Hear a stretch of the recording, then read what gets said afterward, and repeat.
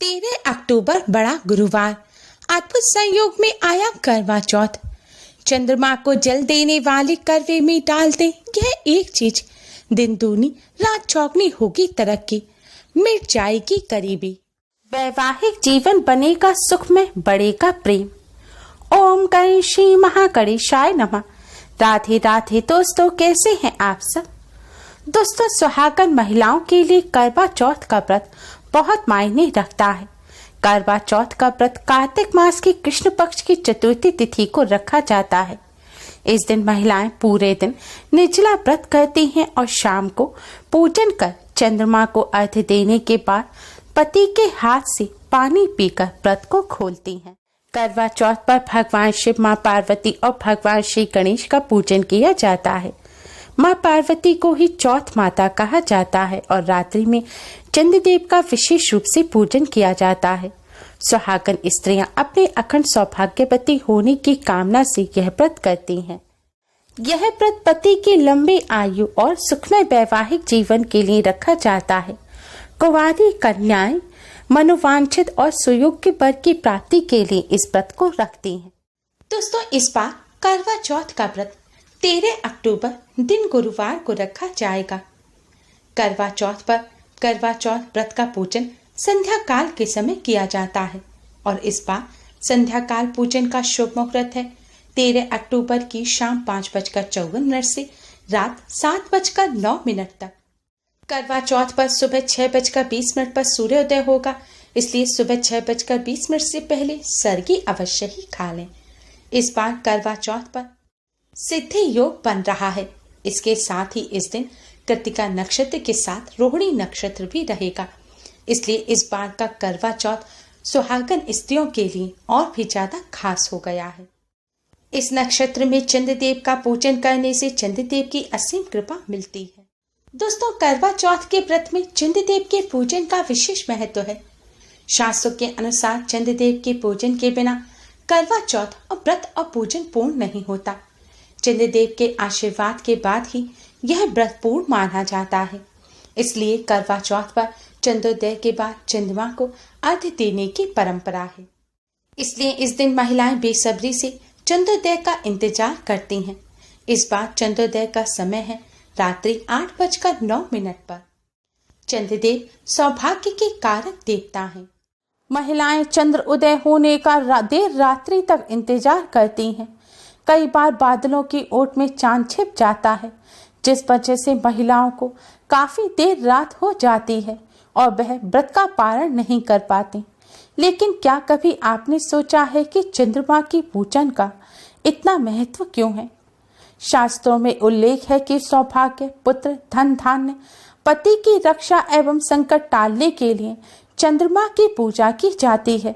करवा चौथ के दिन चंद्रमा की पूजा का एक अन्य कारण यह भी है कि चंद्रमा औषधियों और मन के अधिपति देवता हैं।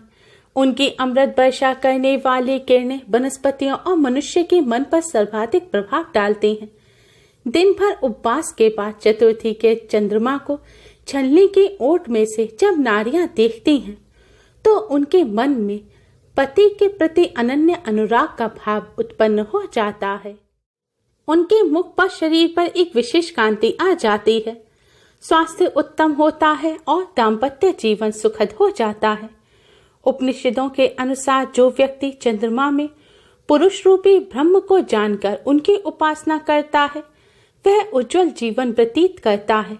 उसके सारे कष्ट दूर होकर सभी पाप नष्ट हो जाते हैं एवं वह लंबी आयु पाता है। इसीलिए करवा चौथ पर अखंड सौभाग्य के लिए, पति की लंबी आयु के लिए, सुखद वैवाहिक जीवन के लिए और सभी संकटों को टालने के लिए चंद्रमा का पूजन किया जाता है।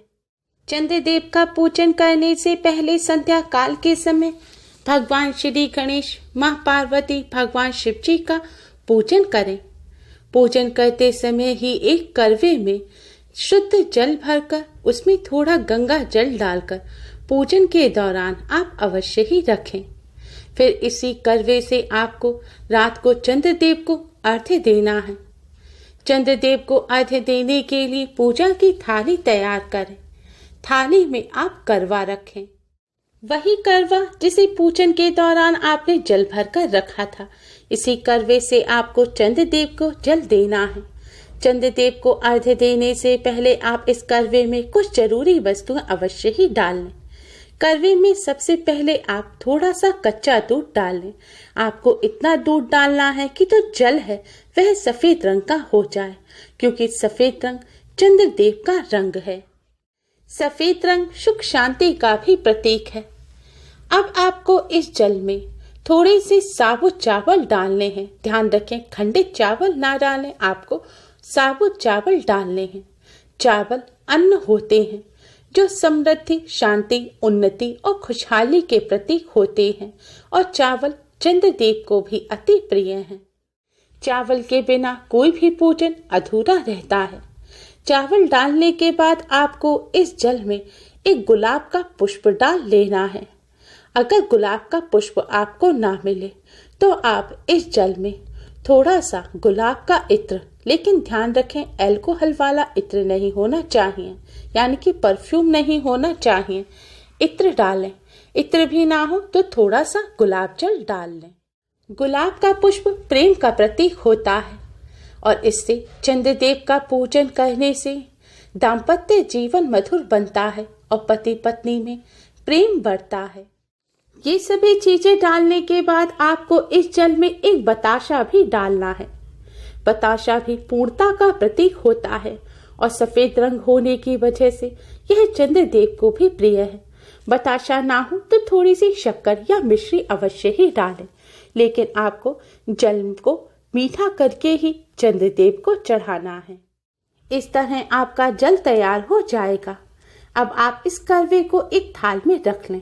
थाल में थोड़े से साबुत चावल रखें, थोड़ी कुमकुम रखें, पुष्प रखें, फल रखें।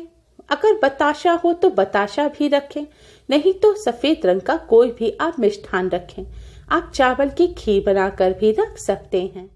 चंद्रदेव के पूजन में अधिक से अधिक सफेद रंग की वस्तुओं का इस्तेमाल करें, और आप पूजा की थाली में एक आटे का दिया बनाकर रखें। दिए में शुद्ध घी भरें और रुई की बाती लगाएं। एक छलनी रखें जिससे आपको चंद्रदेव के दर्शन करने हैं। एक जल से भरा हुआ लोटा रखें जिसे पीकर आपको व्रत खोलना है। ध्यान रखें, इस थाल में आपको माचिस नहीं रखनी है, और चावल भी साबुत ही रखने हैं। अखंडित चावल आप, यानी कि टूटे हुए चावल, पूजा की थाली में ना रखें। रात को चंद्रदेव उदय होने के बाद आप चंद्रदेव को अर्घ्य दें। अर्घ्य देने के लिए आपके हाथों से जितना दूर आप करवा पकड़ सकें उतना दूर पकड़ें, जिससे जल की छींटें आपके पैर पर ना पड़ें। ऐसा होना शुभ नहीं माना जाता। अब आप इस जल से चंद्रदेव को अर्घ्य दें।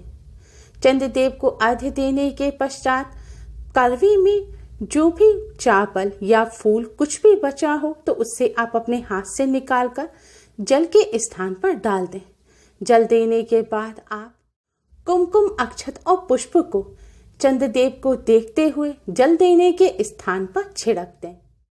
चंद्रदेव को अर्घ्य देते समय ओम सौम सौमाय नमः मंत्र का मन ही मन जाप करती रहें। इस तरह पूजन करने के पश्चात आप छलनी में आटे का दिया रखें। अब इस दिए को जलाएं। दिया जलाकर आप इस छलनी में से पहले चंद्रदेव के दर्शन करें, फिर आप अपने पति के दर्शन करें, फिर पति के पैर छूकर उनसे आशीर्वाद लें। इसके बाद ही पति के हाथों जल ग्रहण कर व्रत को खोलें। व्रत खोलते समय पति के हाथ से ही कुछ मिष्ठान भी अवश्य ही खाएं। अधिकतर कई महिलाएं ऐसा करती हैं कि छलनी में जो दिया होता है उसे सिर से पीछे की तरफ फेंक देती हैं। ऐसा भूलकर भी नहीं करना चाहिए, यह बहुत बड़ा अपशकुन होता है। आप इस दिए को जल देने के स्थान पर ही रख दें। अगर हवा से दिया बुझ भी जाए तो इससे कोई अपशकुन नहीं होता। चंद्रदेव का पूजन करने के पश्चात आप हाथ जोड़कर चंद्रदेव को प्रणाम करें और मन ही मन अपनी मनोकामना चंद्रदेव के सामने रखें। अपने पति की लंबी आयु के लिए, वैवाहिक जीवन को सुखमय बनाने के लिए, घर की सुख समृद्धि के लिए, पति की सफलता के लिए कामना करें। और अगर आप पति पत्नी में किसी भी प्रकार का कोई कलह रहता है, कोई अनबन रहती है, तो उसे भी दूर करने की चंद्रदेव से प्रार्थना करें। शास्त्रों में उल्लेख है, इस तरह चंद्रदेव की पूजा करने से अखंड सौभाग्य, पुत्र, धन धान्य का वरदान मिलता है, पति की रक्षा होती है और जीवन में आ रही सभी बाधाएं और संकट टल जाते हैं। उम्मीद है आपको हमारी ये वीडियो पसंद आई होगी। प्लीज लाइक करें, हमारे इस वीडियो को अपने फ्रेंड्स और रिश्तेदारों में ज़्यादा से ज़्यादा शेयर करें, जिससे वह भी इसका लाभ उठा सके। हमारी और भी वीडियोस के लिए हमारे चैनल को सब्सक्राइब करना ना भूलें। Thanks for watching. Radhe Radhe.